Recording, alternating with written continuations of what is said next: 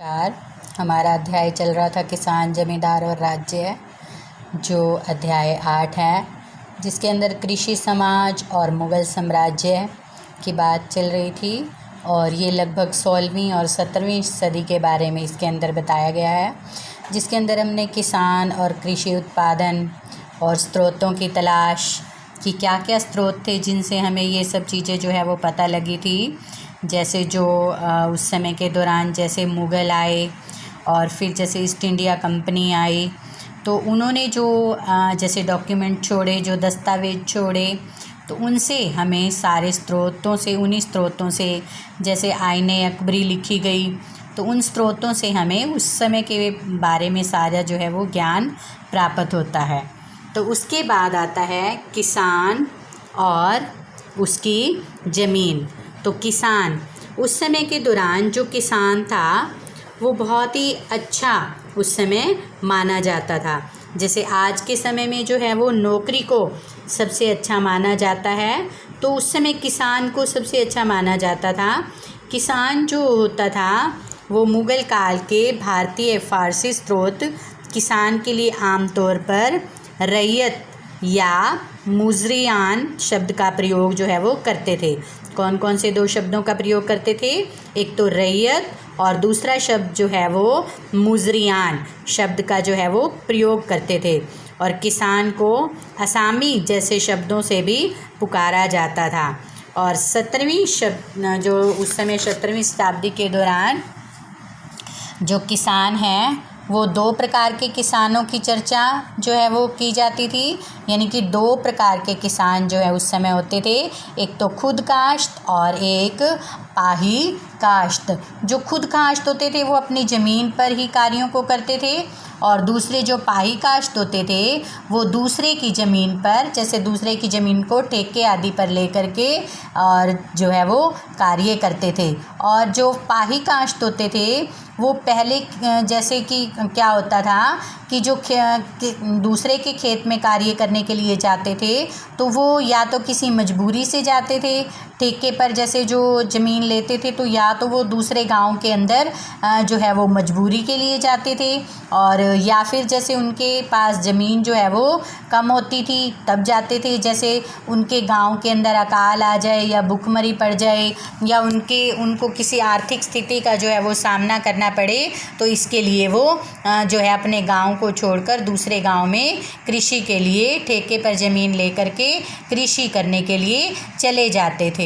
और जो उत्तर भारत था वहाँ पर जैसे जो किसान होते थे, तो वहाँ पर जैसे उन लोगों के पास क्या होता था, किसानों के पास उस समय किसान जो होते थे वो काफ़ी गरीब होते थे, तो उस समय उन किसानों के पास एक जोड़ी बैल होती थी और एक हल होता था। और ज़्यादातर किसानों के पास जो होती थी ज़मीन जो होती थी वो 5-6 एकड़ होती थी। और गुजरात के जो किसान होते थे उनके पास 6 एकड़ ज़मीन होती थी, उसको समृद्ध माना जाता था। और बंगाल की साइड 5 एकड़ जिसके पास ज़मीन होती थी उसको समृद्ध माना जाता था।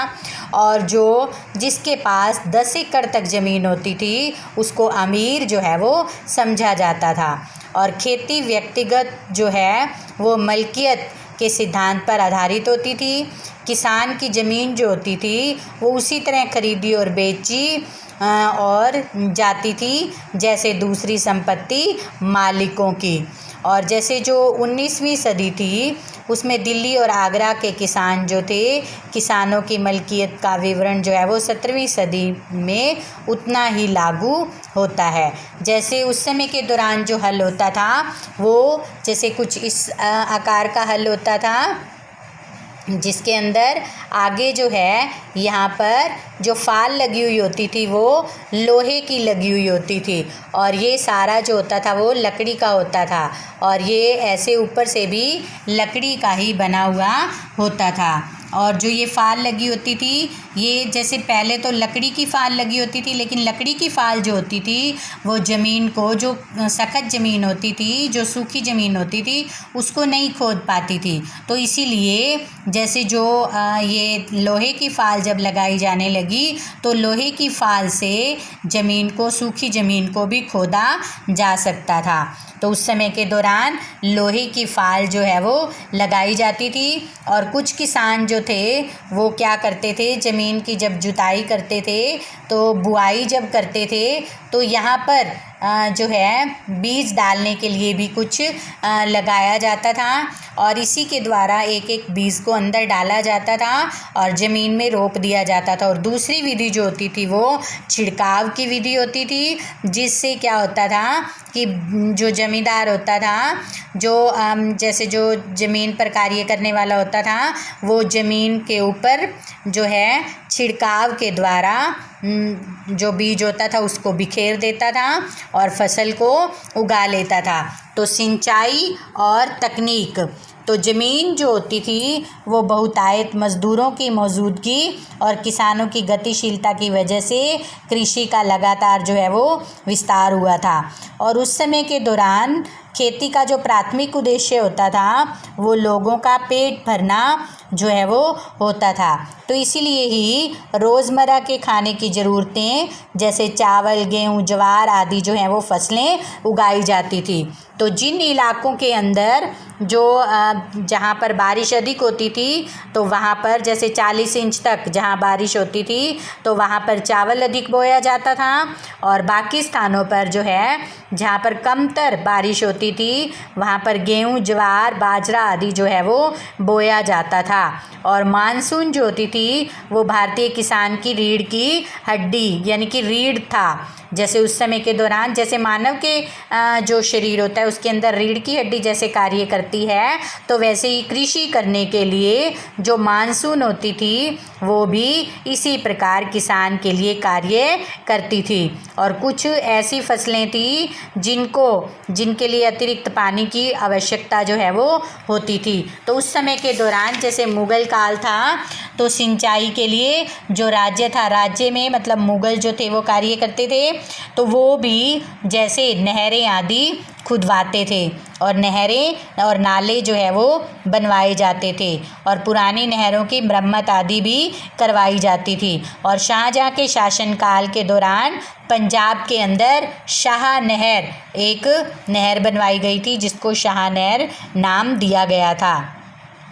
और वैसे तो खेती जो थी वो बहुत मेहनत कशी का काम था, लेकिन किसान जो थे वो ऐसी तकनीकों का भी इस्तेमाल करते थे जो अक्सर पशु बल पर आधारित होती थी। जैसे मैंने आपको पीछे बताया है कि लकड़ी के हल आदियों का वो प्रयोग करते थे और जैसे एक उसकी छोर जो होती थी उस पर लोहे की नुकीली धार वाला फाल जो है वो लगा होता था और वो मिट्टी को बहुत गहरे तक, जैसे जो लकड़ी के हल होते थे वो मिट्टी को बहुत गहरे तक नहीं खोद पाते थे, लेकिन जो लकड़ी के अंदर फिर जैसे लोहे की फाल नुकीली धार जो है वो लगाई जाती थी तो वो गहरे तक खोद देते थे। और जैसे गहरे तक जब नहीं खोदा जाता था तो जिसके कारण क्या होता था कि तेज़ गर्मी के महीनों में भी उसके अंदर नमी जो है वो बची रहती थी। जब ज़रूरत होती थी तो हल को गहरे तक खोदा जाता था, लेकिन जब ज़रूरत नहीं होती थी तो गहरे तक उनको नहीं खोदा जाता था। और बैलों की जोड़ी के सहारे ही जो खींचे जाने वाले बरमे का इस्तेमाल भी बीज बोने के लिए किया जाता था। मैंने आपको अभी अभी बताया भी था कि जैसे कुछ इस आकार की पाइप सी बनी होती थी और जो नीचे फाल लगी हुई होती थी उसके द्वारा ही खोदा जाता था और फिर उसके अंदर एक एक बीज को डाला जाता था और ये फाल के माध्यम से ज़मीन के अंदर आ जाता था। और फिर या दूसरी विधि जो है वो छिड़काव विधि थी, जो जैसे छिड़क कर बीज को बो दिया जाता था। फिर फसलों की भरमार, इसके अंदर क्या था कि जैसे जो फसलें थी मुख्य रूप से फसलें जो हैं वो 2 फसलें जो हैं वो उगाई जाती थी साल के अंदर, एक खरीफ की फसल और दूसरी जो होती थी रबी की फसल। खरीफ की फसल पतझड़ में और दूसरी रबी की जो फसल होती थी वो बसंत में जो है वो उगाई जाती थी। और फिर जो ज़मीन होती थी, जो बंजर ज़मीन होती थी, उसको परती छोड़ दिया जाता था और साल में 2 फसलें ले ली जाती थी। जहाँ बारिश और सिंचाई के अन्य साधन मौजूद थे वहाँ पर फसलें जो हैं वो 3-3 भी उगा ली जाती थी, जिसके कारण अच्छी फसलें जो है वो पाई जाती थी। अब जैसे दिल्ली और आगरा की तरफ अगर हम देखें तो आगरा के पास जैसे यमुना नहर थी तो वहाँ पर 39 प्रकार की फसलें जो हैं वो उगाई जाती थी, और जबकि दिल्ली प्रांत के अंदर 43 प्रकार की फसलें जो हैं वो उगाई जाती थी। क्योंकि जब हम उस साइड अगर हम देखें दिल्ली और जो आगरा है तो वहाँ पर जो है यमुना नदी है, तो यमुना नदी के कारण ही वहाँ पर ऐसी फसलें जो है वो उगाई जाती थी। और अगर हम बंगाल की तरफ देखें तो सिर्फ चावल की ही 50 किस्में वहाँ पर उगाई जाती थी, क्योंकि वहाँ पर हुगली नदी है। और दैनिक आहार की खेती पर ज़्यादा जोर दिया जाता था, लेकिन इसका मतलब यह नहीं था कि मध्यकालीन भारत में खेती सिर्फ गुजारा करने के लिए की जाती थी। वहाँ पर जैसे स्रोत जो थे उनके अनुसार वहाँ पर जो फसलें जो हैं वो उगाई जाती थी, जिनको जिन्ने कामिल कहा जाता था।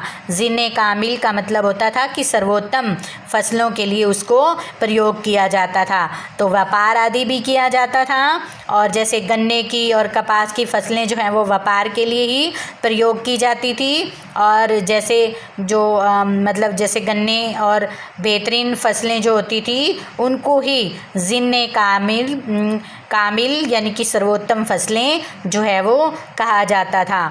और जैसे तिलहन और दलहन की नकदी फसलें भी उगाई जाती थी। तो इससे पता चलता है कि एक किसान जो है वो औसत किसान की ज़मीन पर किस तरह पेट भरने के लिए होने वाले उत्पादन का और व्यापार के लिए किए जाने वाले उत्पादन जो है वो एक दूसरे से जुड़े हुए थे। यानी कि व्यापार भी किया जाता था, टैक्स आदि भी उन्हीं से भरा जाता था।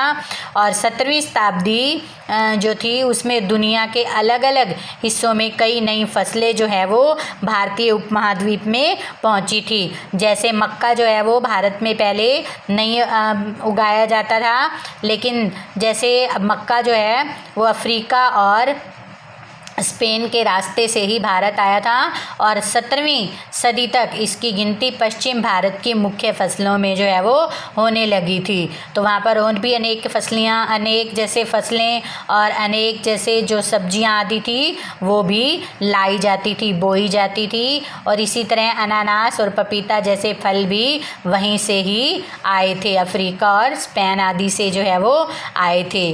तो आज इतना ही, फिर कल नेक्स्ट वीडियो के अंदर करेंगे ग्रामीण समुदाय, और फिर ज़मीन और ग्रामीण माहौल वो कैसा था वो सब जो है वो हम आगे करेंगे। आपकी जैसे सैटरडे को जूम मीट होती है, तो आपको अगर कोई प्रॉब्लम आती है तो आप वो प्रॉब्लम अपनी जूम मीट के माध्यम से सॉल्व कर सकते हैं, या फिर आप फ़ोन के माध्यम से भी उसको सॉल्व कर सकते हैं।